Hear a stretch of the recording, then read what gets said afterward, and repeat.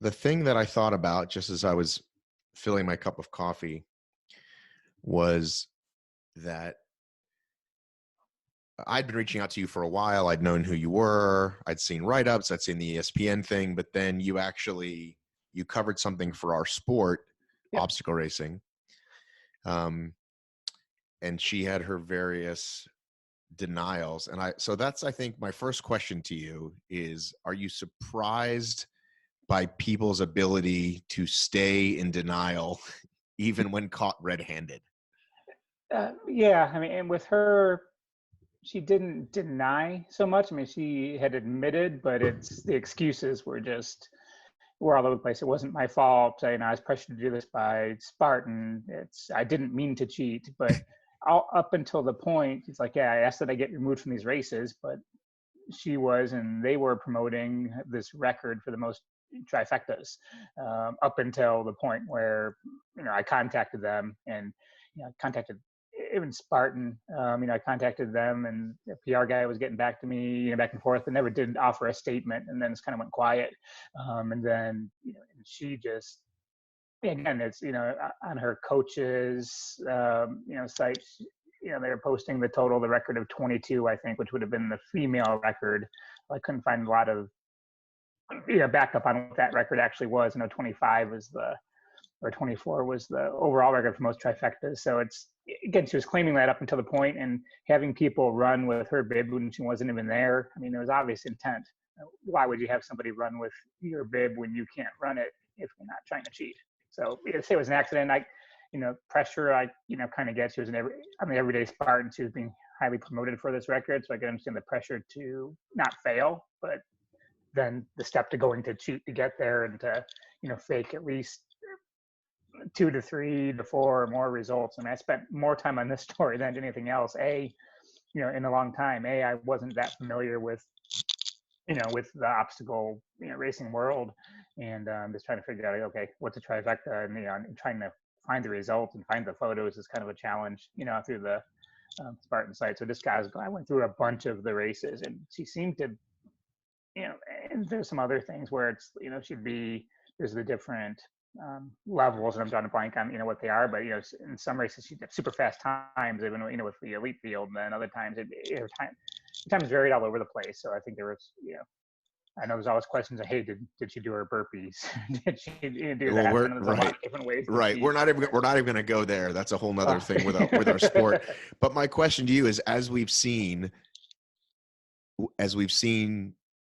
social media become more prevalent, and we've seen people essentially just get caught red-handed, and rather than either saying nothing or rather than saying nothing or admitting it, they double down even when caught with, Oh yeah. that's sort of what I'm asking overall. So Mhm. these Instagram girls, I'm thinking of one who skipped the cutoff on a half marathon and then got called out on it, and Yeah. rather than just admit it. Anyway, that's what I'm asking you, is that you're doing your research on these people, and has it been surprising to watch people double down even when busted overall? Yeah, with as far as just no, I actually did it. The one you're probably thinking of was Johnny Manziel's ex wife, where it's like it would have been world record time, and I did that. She said she did it, and even though people who don't kind of comprehend what they're saying they did, people who post that they did, broke records. With faking the GPS results, sending me forgeries and photoshops and that, and it's that almost always gets caught, and there's a number of examples of that. So yeah, those ones always surprise me, and those are kind of the most interesting to me. Just um, again, people get caught up in a moment, maybe cheat, and just not pre-planned, and but then to go back, days and weeks after, and to claim that you did, something you didn't, and then there's a triathlete one I wrote about where she was very good at Photoshop. I mean, she sent me very convincing looking splits, but I asked for Strava data, and or actually sent me the Garmin GPS data, and it was but it was missing like the map, and it was missing some key elements that it looked like a manual entry. I was able to replicate the manual entry and send it right back to her minutes later. Say, hey, look, I was there too. And so, hey, can you send me this? Can you send me the splits? And then she sent me the splits. They looked good, but it took her about a day to get them to me, which it should have been instant. And so that was my first, of many red flags. And then I went ahead and added up each of the split times and didn't match her total time. So I knew she had photoshopped. And again, it was very convincing. I was surprised I got anything from her. So it's, then at that point she kind of admitted to, to the cheating. So yeah, and the woman of the half marathon, who, she went and biked the course afterwards to try to get herself a GPS track. So that stuff is just. Oh, I never thought of that one. That's a good one. So, but then cadence data and everything else kind of, and the time. I mean, it was so off because again, it wasn't at the time of the race. She had a manual entry initially. People questioned it. She went and biked the route, but again, the cadence data didn't match. It just didn't match up. It was a very if I go to the Boston Marathon course, okay, and I get on my bike, right? Yep. The day after, and I do it at like, some reasonable pace, right? So not, 4-minute pace, but like 8 or 9-minute pace. Once you get the GPX data, the cadence is still not going to match up. What is the cadence going to say? The cadence is going to show that it's going to show that you rode a bike. I mean, you can tell the difference between somebody running, walking, or you can get a feel. And if you have a history, I could tell what your normal cadence would be for that pace. Right. And then especially you got on a bike. And so usually what would happen is they have cadence data for all their runs. Hey, why isn't there no cadence data for this entry? You're going to be missing something if somebody's,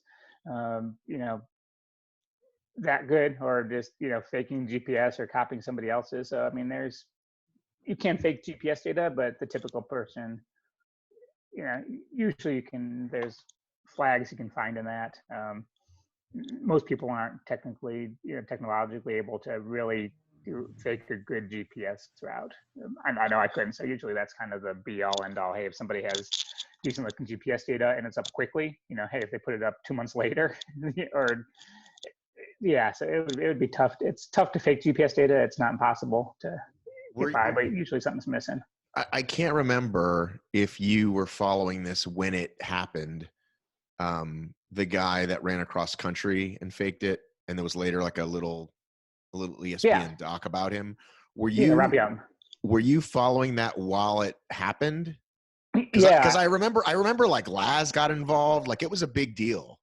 Yeah, that one was kind of funny because that was really kind of early on in Marathon Investigation, but I was definitely following it on the on the Let's Run boards and everything else. And I was planning on meeting up with that group, and that's really the first I knew of Laz, and first I communicated with him and Mike Melton and some of the the geezers they call themselves, who were going to follow, and kind of the so I knew about it, and it was on the ultra list, which is like the old school server message board for ultra runners, and they were planning on meeting up with him and being a little more conspicuous and just kind of monitoring and not having it be big in public. But then the person who went to Asher, who went to follow him, kind of blew it up on Let's Run, say, hey, I went to catch this guy and he was riding in the van. And so it kind of blew up before they could catch. The idea would have been, I think ideally it would have been, hey, let's catch him before we know someone's onto him. So then what's interesting, right? Well, what's interesting is the gentleman that caught him wasn't trying to. He was a fan. Yeah. Right. Like a lot of people, hey, I'm running across country, come join my team, and people do that. And then there's the gas station. Yeah. Oh yeah, the video. The video from the gas station of just this truck going really slowly across the way. So did you get involved in it at all during the time, or I'm trying to remember what year was that? Oh my gosh, that was like trying to think, 2017, I think. Because I feel like you've been around longer than that. I said the first thing I really looked at, anyone knew about, was like looking at the 2015 Boston results, but I was looking at those in 2016. So it was leading up to the 2016 Boston Marathon was when, so I was around in like late 2015, 2016, but that feels was it feels like you've been around forever. Yeah, it does.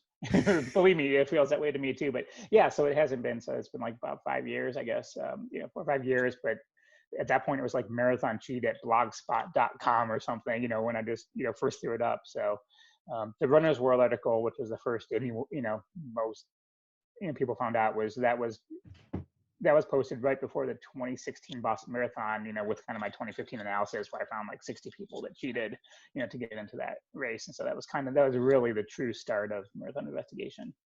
And so it was, yeah, so it would have been the next summer, with Rob Young. So it would have been like the summer of 2016 when that was. Now that I kind of worked back. So yeah, so I was kind of involved in that. I mean, it was, again, I learned about it right before that Let's Run thread started. Then that popped up, and I kind of hopped in, and I was in contact with, and I was going to meet up with him in Ohio and kind of meet up with Laz, but then he stopped in Indianapolis. I mean, I just remember like monitoring the live track. Hey, where's the RV? Hey, it's sitting in this parking lot. It's not moved. Where is he? It was surreal.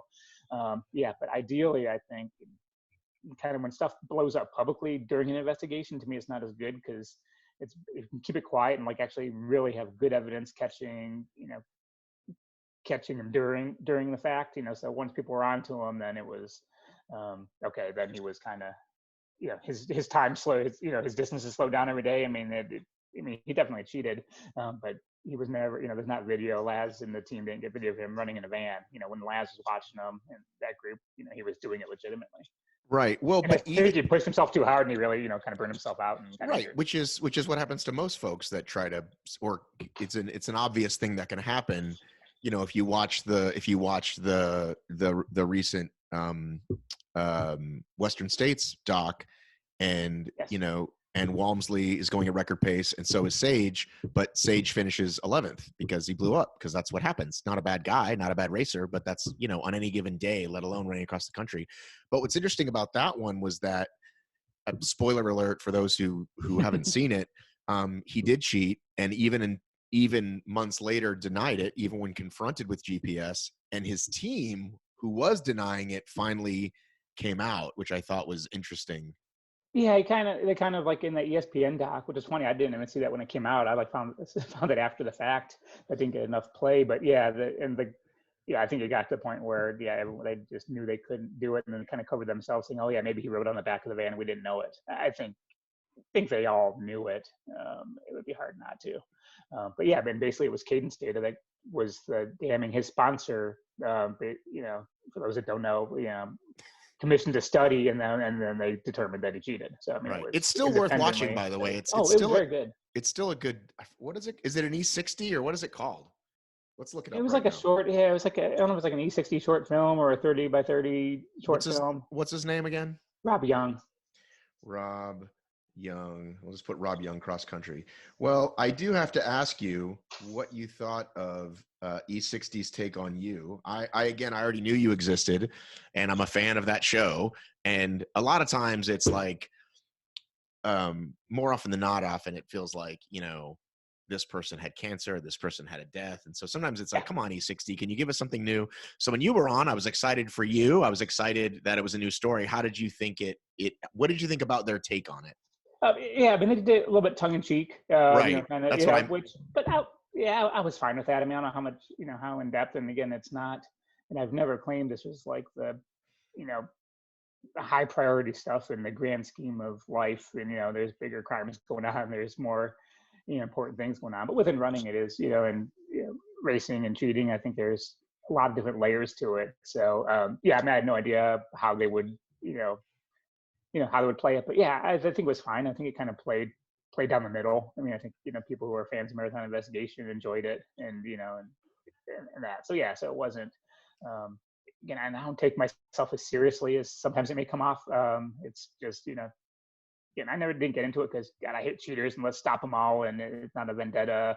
I wasn't like cheated out of a placement and decided to make it my life's mission. It was more interested in the data. Hey, I found the stories, the Mike Rossi cheating stories, interesting. The Rob Young, Kip Litton, people can, look those up. I just found them kind of fascinating. Okay, the why and the how, and then just how prevalent is it? And that's when I started getting into it. And again, I like looking at the data and, hey, how can I, can I figure this out?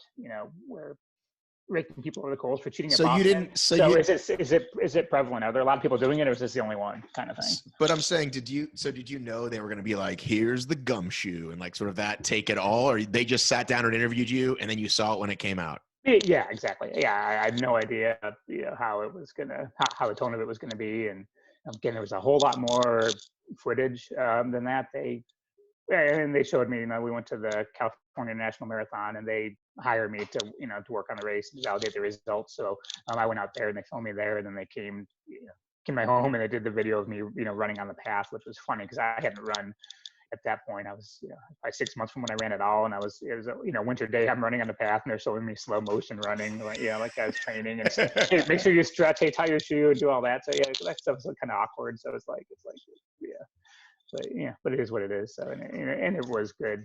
Again, any kind of my take on that. Any publicity, any story about me, it leads to people being aware. It leads to more tips, and so I think ultimately it still affects and deters cheating, even if no matter how it plays me. Whenever something's aware of, then that just gets a flood of tips. Or hey, I wasn't aware this happened, and and then race directors, they don't want to be on marathon investigation. So again, the more awareness, I think it all kind of stops cheating and brings awareness. So I'm okay with the kind of poking fun of.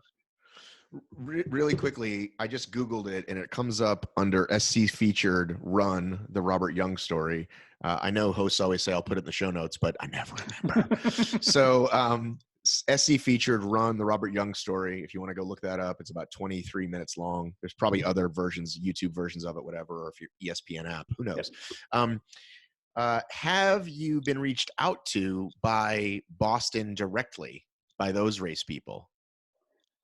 Not by Boston. I take that back. Initially, when I started sending, I was just like random guy, hey, I got this blog. I'm sending, I'd send in information about somebody. Hey, this person should get into Boston. Then eventually they gave me like a dedicated contact.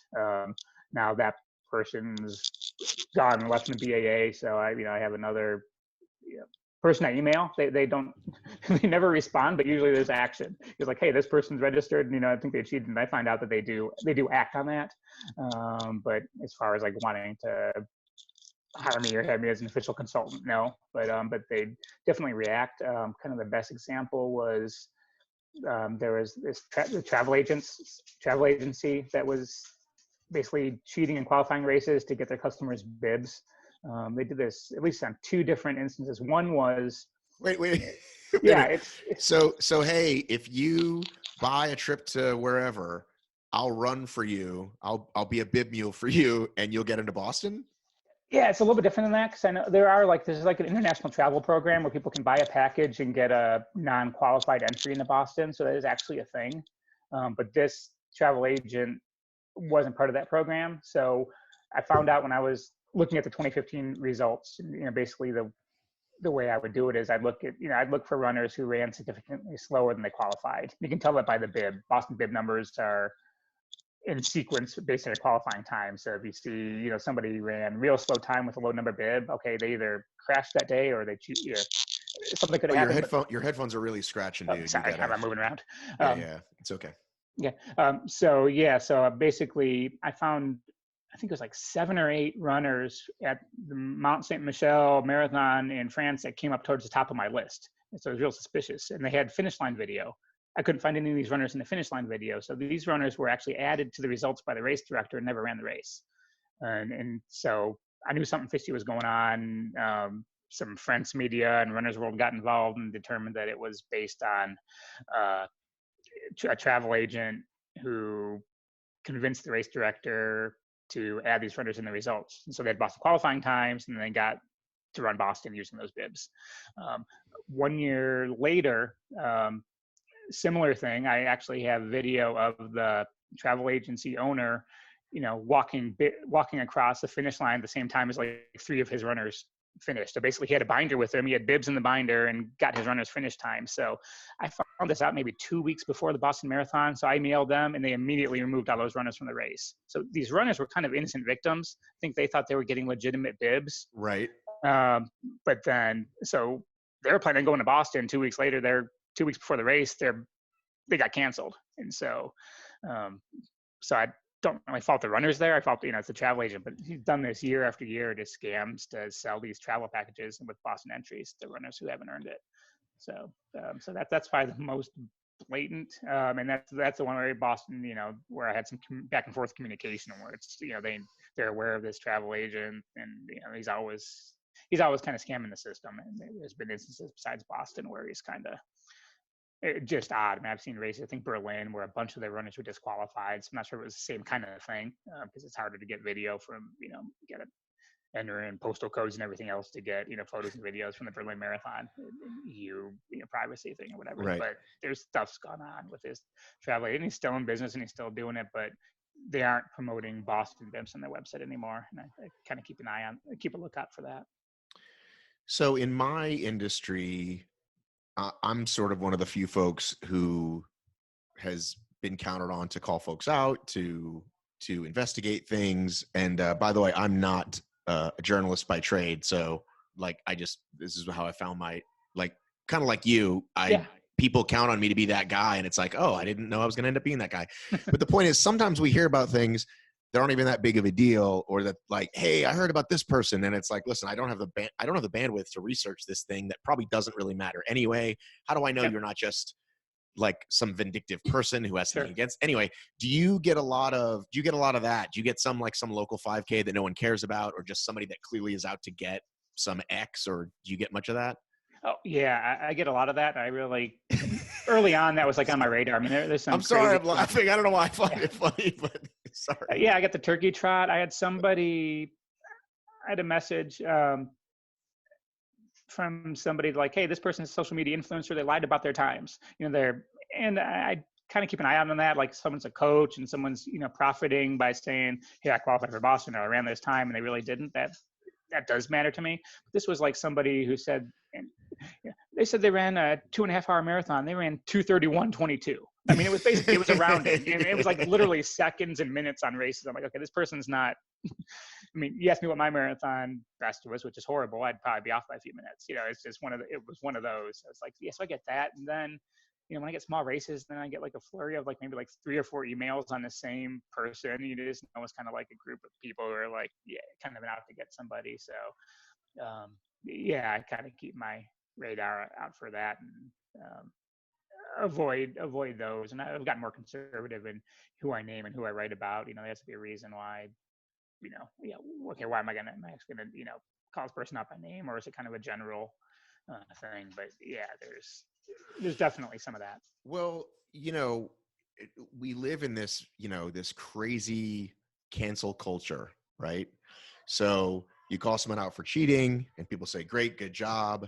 But then people tend to go too far and they say, string them up or shoot them. And then Yeah, the other people come in and say, they're not mentally well, don't be mean to them because they're having a rough time. And it's like, there's kind of no winning in many ways. Like, that's what I've learned as a journalist. And this cancel culture, I think, has definitely gotten worse over the last couple of years. And I'm just wondering how you've been handling that.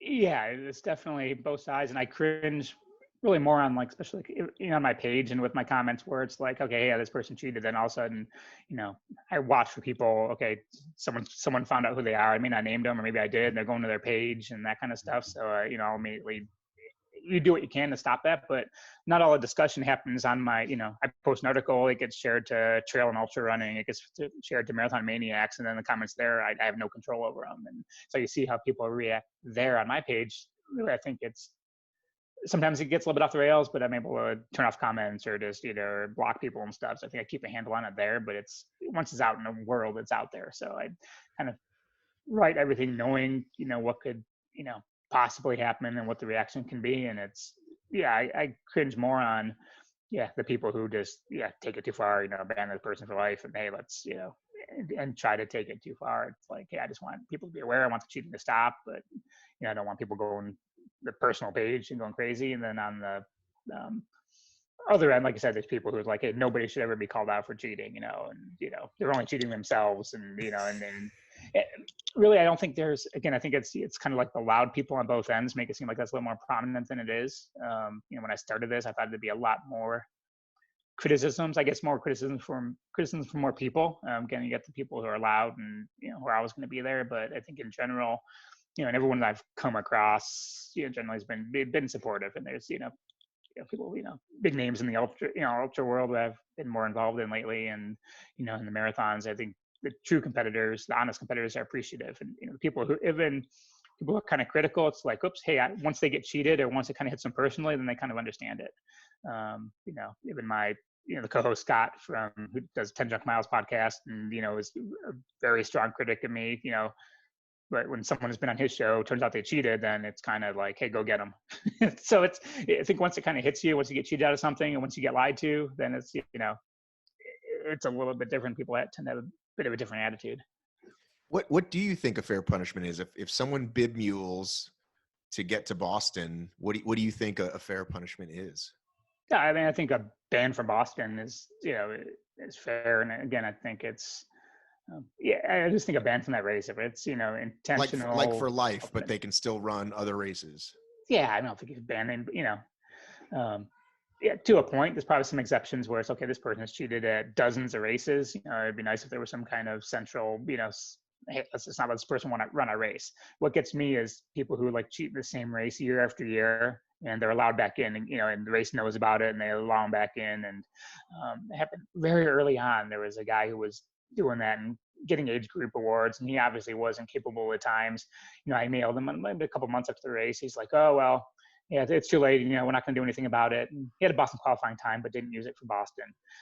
Hey, if he cheats next year, tell us again, and we'll remove him. Like, yeah, you know about it now. Just remove the Right. results. You don't have to loudly disqualify him. You don't do a press release. Just if you remove someone from the results, they're not going to sue you. I mean, people, they're so concerned about legal ramifications. Again, if I haven't been sued, I don't think anybody's going to be for disqualifying a runner, from a race. Right. Yeah, it's been threatened God knows how many times. But again, I make sure what I write is fact. Or if I state an Right. opinion, you write that it's an opinion, and Right. you're careful. There's Right. not Well, I much risk. I will give you a heads up. I was and am often threatened to be sued, and then this year I actually was for the first time, and it's not fun. But both are being, one has been dismissed and one's about to be, but it's still work. So yeah, it's nuts out there. But yeah, anytime someone says, sends a threatening letter, that usually means they're not going to do anything because they're going to sue you. They're just going to sue you, right? Yeah, I mean, I've never gotten a cease and desist. And again, if that happens, like, okay, is it worth me going? Is it worth the fight? And I think yeah, I think I've always been fair enough. But I did have the person did like the takedown notice on. I posted pictures from her Instagram showing that she was copying bibs for, I mean, multiple races over multiple years. And so then she claimed that I took her. The funny thing is, then she claimed that she owned those photos, and they were her Instagram property, which is funny. One of the photos that she claimed that on was watermarked, you know, marathon photo picture. So obviously, so she claimed she had ownership of it, and I posted a screen grab of it, but she never purchased the photo. So I actually purchased the photo, and it's so weird. And so it just, again, she threatened to take down my host. Just whenever you get that, they just like, and I didn't take them down. I responded and said, hey, no, I had the right for these photos, fair use. She doesn't actually own these photos, but they kind of shut me down while it was being resolved. And so I changed hosts and So wait, responded and said, wait a minute, your host did shut you down? yeah, it was ridiculous. And so I changed it again. It was just and I followed their procedure, and really it was during basically what happens, like if it gets threatened, you have so much time to respond, and either by taking the photos down or by doing a response. My response is, no, I have the right to have these photos up. And so instead of just going through the process and giving her, I think she has like 14 days to actually contact a lawyer and file, a formal claim. She never did, but they didn't wait for that. They just, didn't take the photos down, your site's down. So I removed them temporarily. They put me back up, but I changed hosts. That's a wise move. So It just wasn't, they didn't follow the process.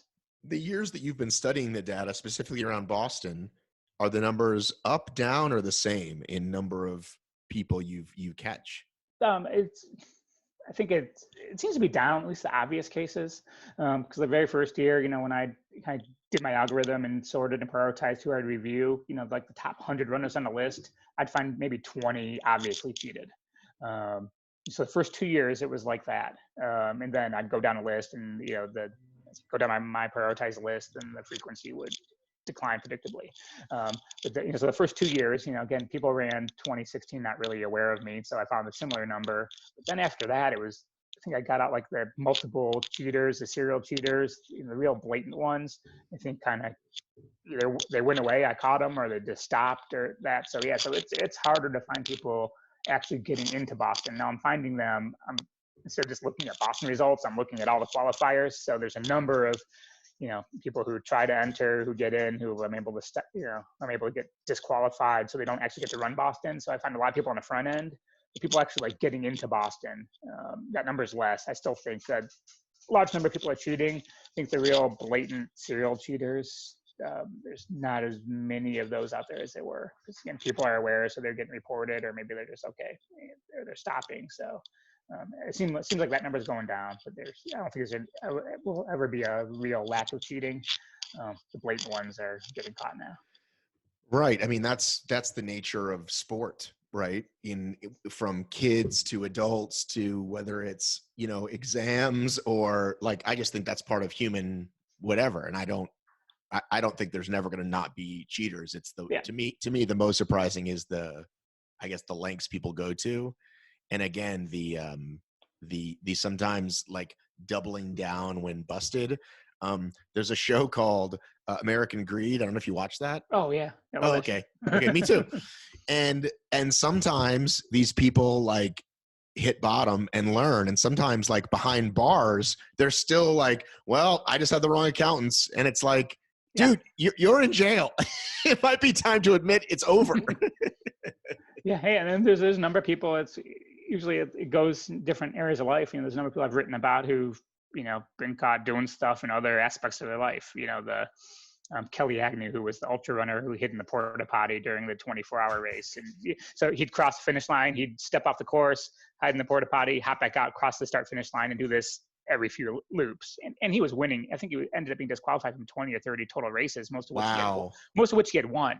Which that's the most egregious example to me, because that's like 1 mile loops. The people, you see the people you're cheating. It's not like someone cheating to go to Boston. It's kind of like an invisible. Well, who's the victim? It's easy to kind of distance yourself from the victim. In that case, you're running past these people. These people are watching you, and again, he had gotten away with it for a long time, and he was convicted of embezzling from. Actually, to take that back, I know he was charged with embezzling. I'm pretty sure he was convicted. I don't want to get that wrong, but I know he had a sentencing hearing going up. But real quickly, as you said, it's a small community. How did he get away with it for so long? Did you think people would be like, "Oh, I just saw him go to the porta potty again"? You know what I mean? You feel like ultra races are pretty sneaky. And then somebody, again, there was one runner who was aware of it for a number of years and confronted him, but it continued. This guy, he would just avoid races where this guy was at. Other people were just not looking for it, and just believing it. And it's like, and then once it came out, the story's like, oh yeah, that reminds me, I saw something, I remember, yeah, he won that, but boy, he never really saw him on the course, or he never noticed him passing me, and that kind of thing. So it's the people weren't looking for it. Yeah, that's a fascinating one. So if you Google this guy, his first result is your article, and the second one is Ultra Signup. Have you ever messaged them to say, hey, are you going to take this guy's stuff down? Those guys? Yeah, if you look at it, I kind of like it when they leave it up, but look at his results on Ultra Signup, and it's all disqualifications almost. Well, okay, so so he's there, but it's all the results have been changed. I see. If you scroll all the way down, there's a bunch of red ones. Those should put those to the top. Those should go right on the top. Because they have DNF and DNS, which is did not finish, did not start, which most people have. Then at the bottom, I like that. I've never seen that before. So if races reported. So most. I mean, how many are DQ? I miss a lot, and those were all mostly first place finishes. Well, right. So Javelin 100, which is a big famous one, Across the Years, which is a famous one. That's where he was caught. He was caught at Across the Years, and he was retroactively disqualified from a few of those races. So is that Jamil's race? Yep. So so is Javelina. So he was disqualified from a lot of Jamil's races, some of the jackpots, and some others. That's kind of awesome. Now he's accused of stealing 48 grand from his employer.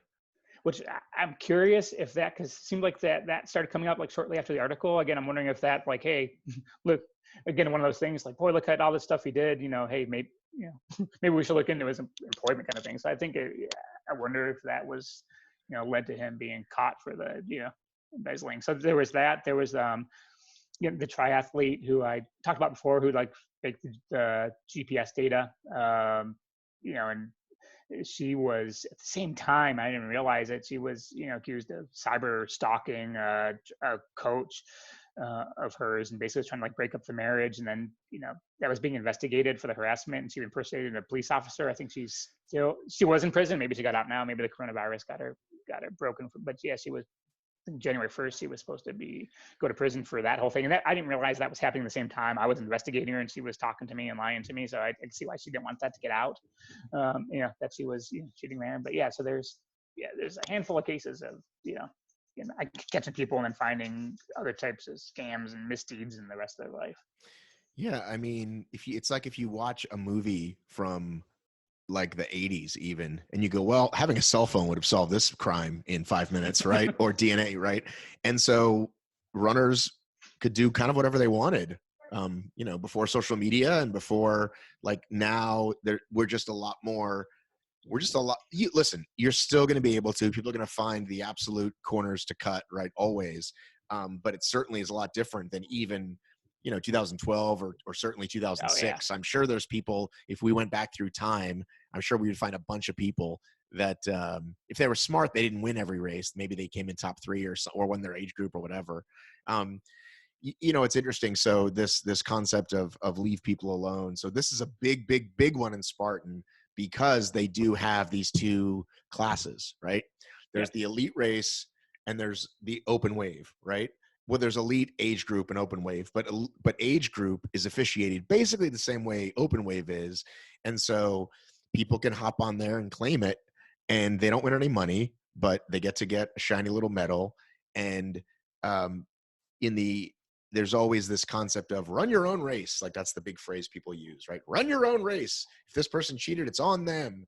Yep. And I don't think if it's a freaking turkey trot, or if it's an open wave race and no one does their burpees, like, kind of like, who does care?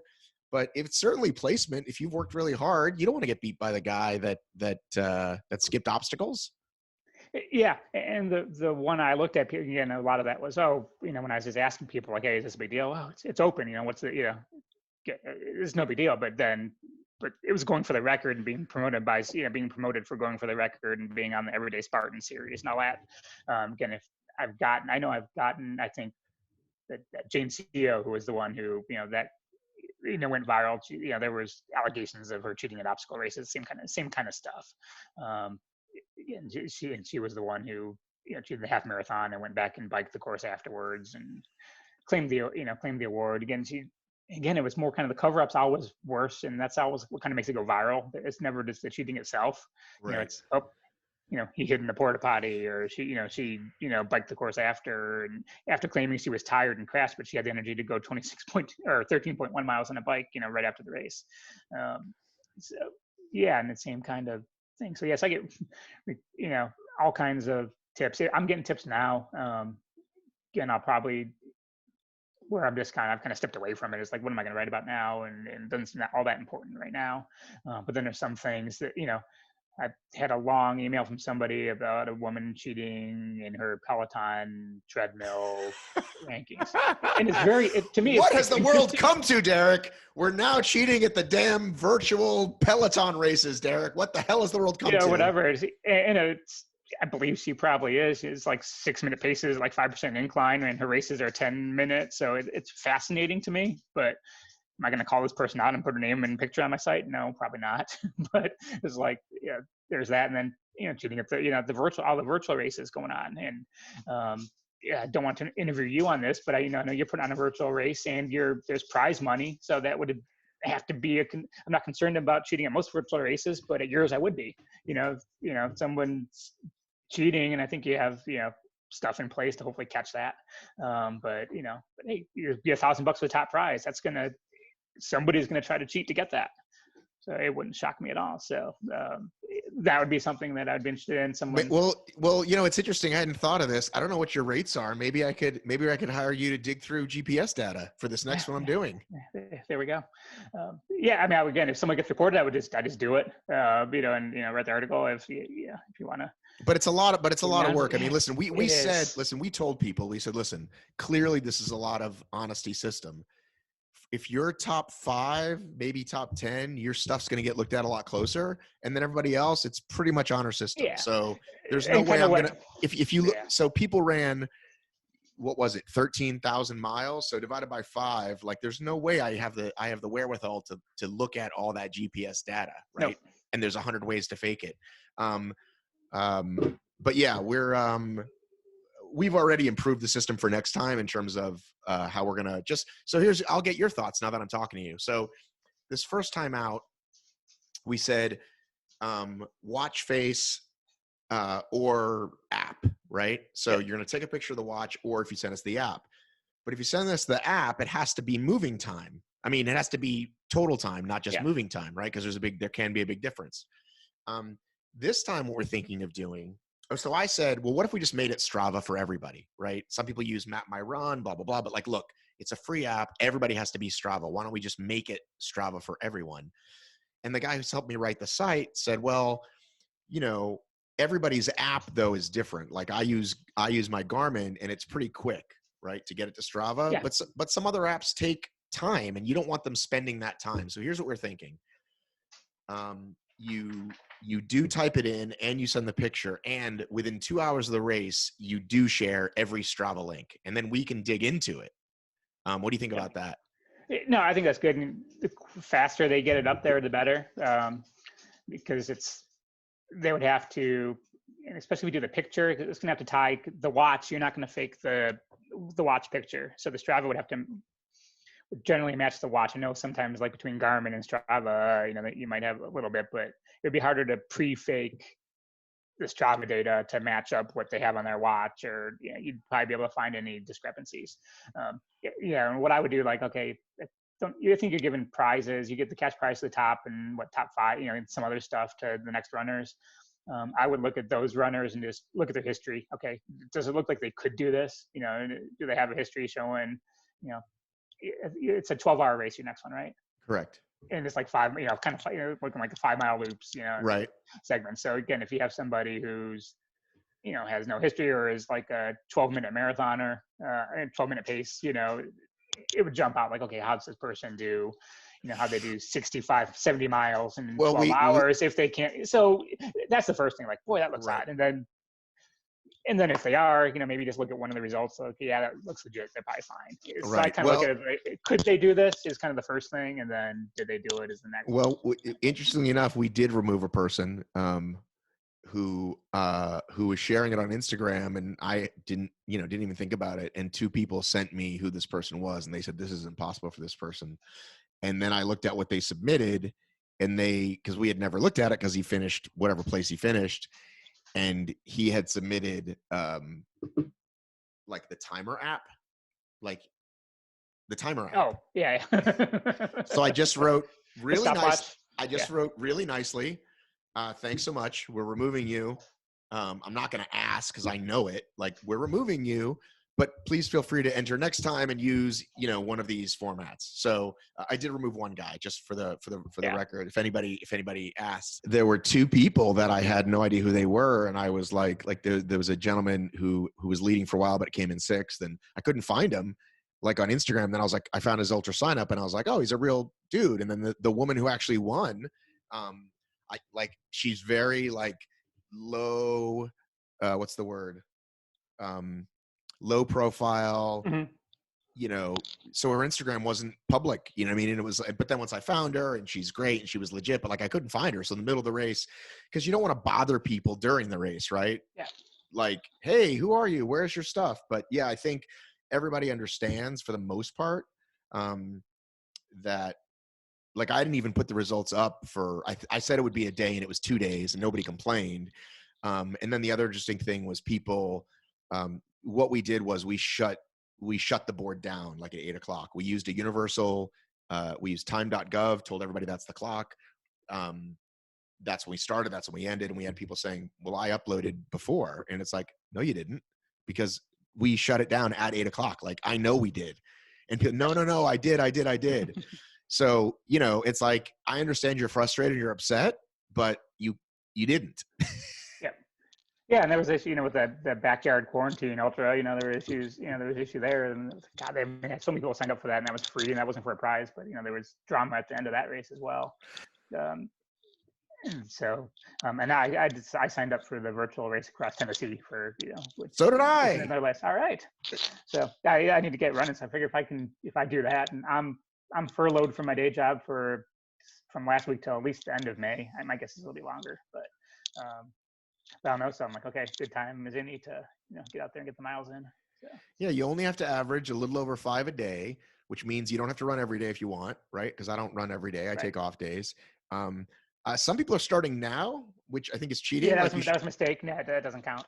you Well, but again, they're not. It's not a prize, and he's like, hey, it's on our system. right, So but maybe people didn't understand. They're like, hey, I yeah, got I six saw that miles. post. I got 6 miles ready. It's like, well, actually, you didn't. Um, I actually reached out to Laz because we got over 400 signups with mostly the obstacle community, and I know some ultra runners. Like I got Wardy in almost right away, but not everybody's knows me or is as friendly, and so I thought like we could really blow this out. Like it's still low cost, right? And we could really blow this out. And so I actually reached out to Laz because like I knew Laz would appreciate a well-worded email. Like some people you send a long email to, they're not going to answer it or not even read it all the way through. Yep. I'm one of those people sometimes. Like, just give me like, he'll appreciate it. I wrote this nice long email to Laz about how so many people did it, ran more miles than they ever had. I know that people are constantly asking you for favors, but could you please like let me post this on the group? And he was like, sorry, I can't. Like it would never stop. So Yeah, and I get it from him. But I'll probably, like I said, I'm writing an article on probably on Monday, just about virtual races and how you can use that to support your race directors, and all that. So I may mention yours, and again, I think you should, with that prize. I don't know where you're at now. How many entries you got now, and well with the prize money? we're gonna give away less this time. I think we're gonna focus more on prize packages, Yep. like because I've improved. Like I'm paying a guy to write the code for the new site, and I mean I gave away 20% of the money. That's a big Yep. chunk, dude. Yep. And it'll probably be less, but we're gonna try to get more sponsors involved, so you win cash and shoes and a thing, right? Yep. But anyhow, go ahead. Yeah, it's I mean, anything, now you may get, you should be able to get some of the high quality talent, if they're aware of it. So yeah, so I'll probably mention yours and mention the Race Across Tennessee and a couple others. Again, it's the way to kind of support the races I've considered, but I decided it's probably too much work and doing a marathon investigation virtual one. I don't have anything to write about now.